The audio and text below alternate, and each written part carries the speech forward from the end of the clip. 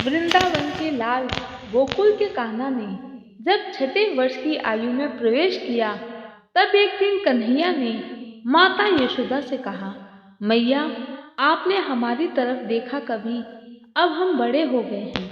मैया यशोदा बोली, अच्छा लल्ला, अब तुम बड़े हो गए हो, हमें तो पता ही नहीं, तो बताओ अब हम क्या करें?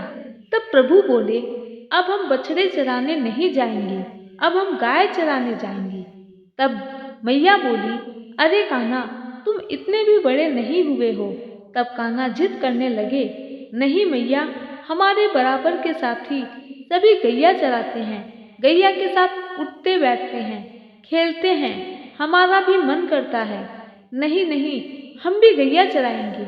मैया ने कहा, अरे ठीक है बाबा, ऐसे पीछे ना पड़ो, अपने बाबा से पूछ लेना।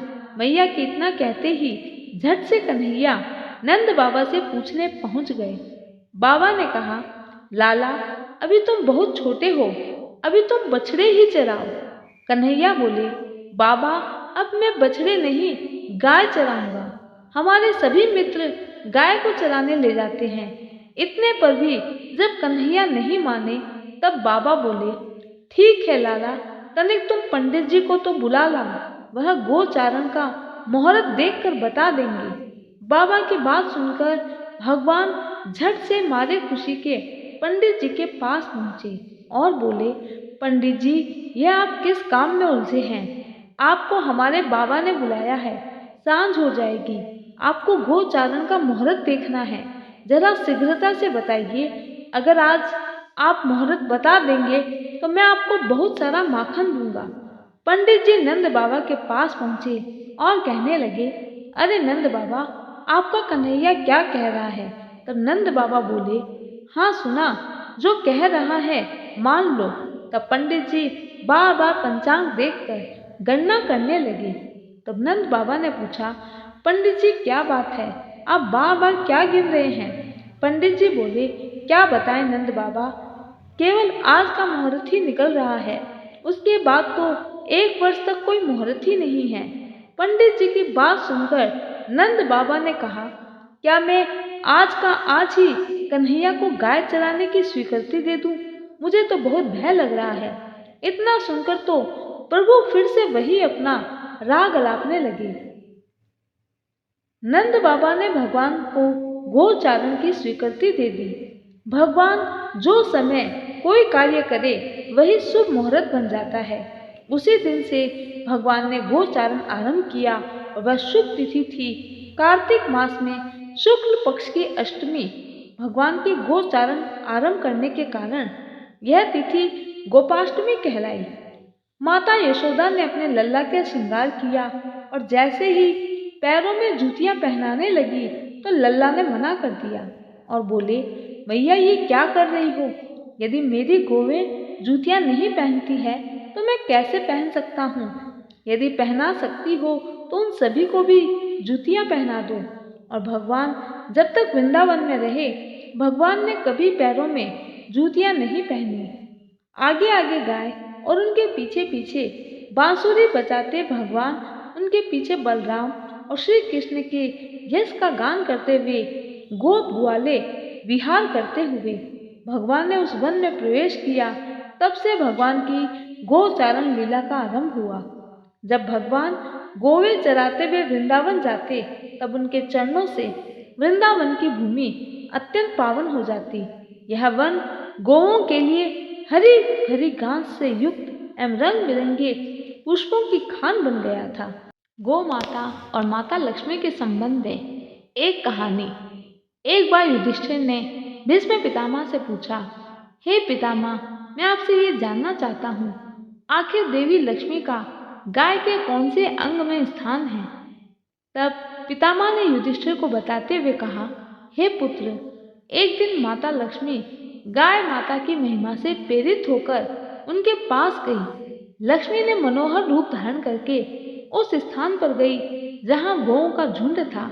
उनके रूप और वैभव को देखकर गौएं आश्चर्यचकित हो उठी। गौओं ने पूछा, हे देवी, तुम कौन हो और कहाँ से आई हो? तुम्हें देखकर लगता है तुम कोई साधारण स्त्री नहीं हो। इस पृथ्वी पर तुम तुम्हारे रूप की कहीं तुलना नहीं है। महाभागे, तुम्हारे हर अनुपम सौंदर्य को देखकर हम आश्चर्य में पड़ गए हैं। इसलिए हम तुम्हारा परिचय जानना चाहते हैं। तुम कौन हो, कहाँ जाओगी और यहाँ किस लिए आई हो? तब लक्ष्मी बोली, हे गौ, भगवान विष्णु के हृदय में सदैव निवास करने वाली, तुम्हारा कल्याण हो। मैं इस जगत में लक्ष्मी नाम से प्रसिद्ध हूँ। सारा जगत मेरी कामना करता है। मुझे पाने के लिए सभी लोक के वासी प्रयत्न और मेरी उपासना करते हैं। मेरे ही आश्रम में रहने के कारण इंद्र, सूर्य, चंद्रमा, विष्णु, जल के अधिष्ठाता देवता, वरुण और अग्नि आदि देवता सदा आनंद भोग रहे हैं। देवताओं तथा ऋषियों को मुझसे अनुग्रहित होने पर ही सिद्धि मिलती है। हे गौ, मैं जिनके शरीर में प्रवेश नहीं करती वे सर्वथा नष्ट हो जाते हैं। अतः सुखदायिनी गौ, मुझे ऐसे ही प्रभाव से संपन्न समझो और मेरी यह इच्छा है कि मैं तुम सबके भीतर सदा निवास करूं। जिनके हृदय में वैकुंठनाथ सदैव निवास करते हैं और इसलिए स्वयं ही तुम्हारे पास आकर प्रार्थना करती हूँ। तुम लोग मेरा आश्रय पाकर श्री संपन्न हो जाओ। गौ ने कहा, देवी, तुम स्वभाव से चंचल हो, कहीं भी स्थिर होकर नहीं रहती। यह ठीक भी है। अतः तुम्हारा कल्याण हो। तुम जहाँ आनंद पूर्वक रह सको जाओ। हमारा शरीर तो यूं ही हष्ट पुष्ट और सुंदर है। हमें तुमसे क्या काम? तुम्हारी जहाँ इच्छा हो तुम जा सकती हो।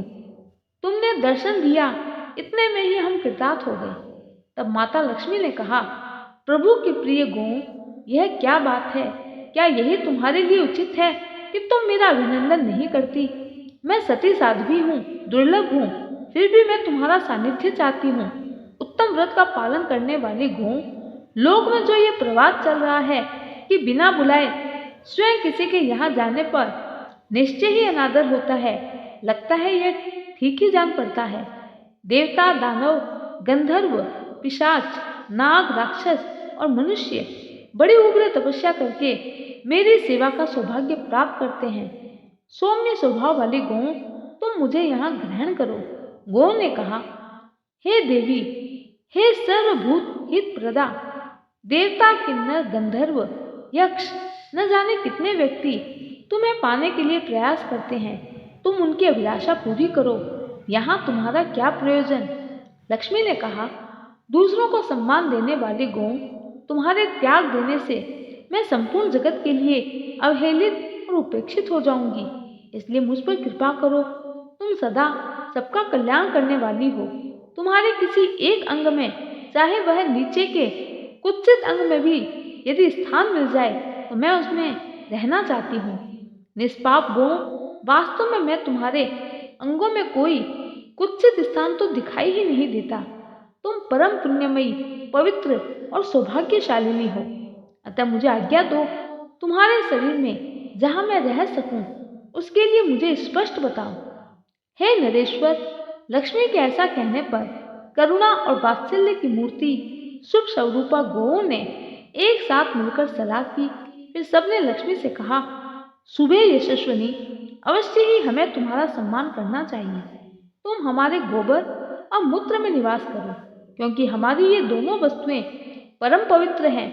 लक्ष्मी ने कहा, सुखदायिनी गौ, धन्य भाग्य जो तुम लोगों ने मुझ पर कृपापूर्ण प्रसाद प्रकट किया। ऐसा ही होगा, मैं तुम्हारे गोबर और मूत्र में ही निवास करूंगी। तुमने मेरा मान रख लिया, अतः तुम्हारा कल्याण हो। हे भरत नंदन, इस प्रकार गौओं के साथ प्रतिज्ञा करके लक्ष्मी जी उनके देखते देखते वहां से अंतर ध्यान हो गाय के गोबर में समाहित हो गई। पुत्र, इस तरह मैंने तुमसे गोबर का महात्म बताया। जय श्री कृष्ण।